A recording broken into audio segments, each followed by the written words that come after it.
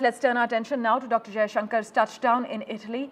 Well, India supports an immediate ceasefire in West Asia with a long-term commitment to a two-state solution, as stated by External Affairs Minister Dr. Jaishankar during the 10th edition of the Mediterranean Dialogue in Rome.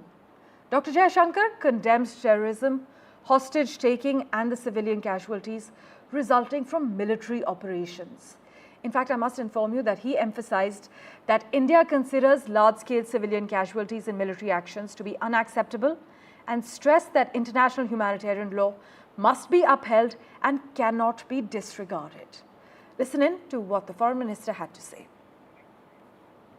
Prime Minister Narendra Modi has personally engaged leaders of both Russia and Ukraine to this end. This has included his visiting Moscow and Kiev. Our senior officials remain in continuous touch. We firmly believe that those who have the ability to explore finding common ground must step up to that responsibility. The IMEC, the India, Middle East, Europe Economic Corridor, that was announced in September 2020, can be a game changer.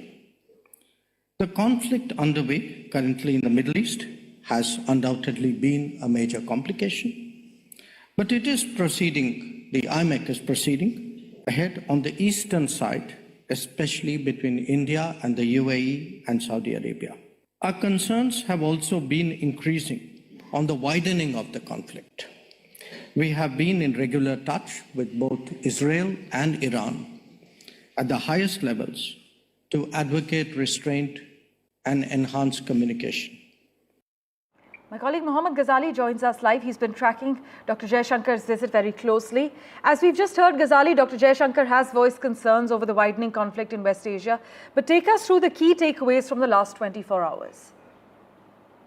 Dr. Jaishankar spoke about two conflicts, both Russia and Ukraine, and the war in the West Asia. And in both the cases, he emphasized that how India, or Prime Minister Modi, has been in touch with the leaders of both the groups which are at war. When it comes to Russia and Ukraine, how Prime Minister Modi or the government of India have been in touch with Mr. Zelensky, the president of Ukraine, as well as President Putin. And it also outlined that for West Asia, India is also in touch with Iran and Israel both, which is largely believed that Iran is fueling all the trouble in the Middle East. But India continues to have its relations with both the parties in both the conflicts. And that is where the concern grows that how India will proceed with the connectivity issue, because India is also working on this IMEC corridor, which was conceptualized last year in the G20, where India was the host. And that is why Mr. Jaishankar said that the first leg, or the eastern part of that corridor, which connects India to UAE as well as Saudi Arabia, is in work or is in progress. But it can only work or fructify if the conflict in both the regions is stopped, if the wars is stopped in both the regions, whether it be Russia, Ukraine, or the Israel-Iran conflict which is going on. Besides that, the message was also there that India, being the voice of the global South, is trying to pose itself that it can work on a solution, it can offer itself as a peacemaker, and having good relations with both the parties in all the conflicts, India also offers a chance that it can bring these leaders or these groups to table for a discussion. As always, Ghazali, thanks so much for joining us with the latest.